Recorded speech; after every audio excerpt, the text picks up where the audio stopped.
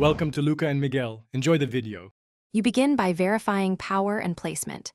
Check the lock's voltage and amp rating so you match the power supply. This prevents damage. Mount the magnet plate to the frame using the chosen bracket while the door is closed, because alignment under load matters. Once done, drill pilot holes and loosely install fasteners so you can fine-tune position. Make sure to cut and prep wires now, stripping about 0.25 for solid connections before proceeding to wiring. Now you wire the lock.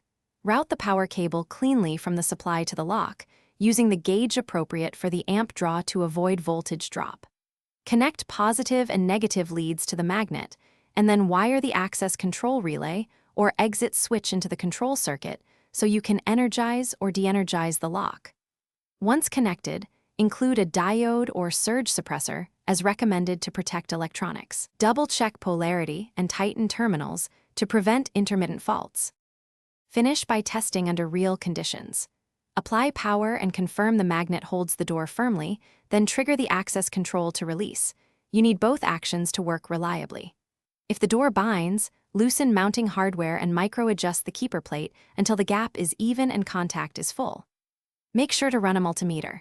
If it won't hold, check voltage at the lock. Low voltage or a faulty relay or loose wire is the most common issue. Thanks for watching and please subscribe. It's the best investment you'll ever make.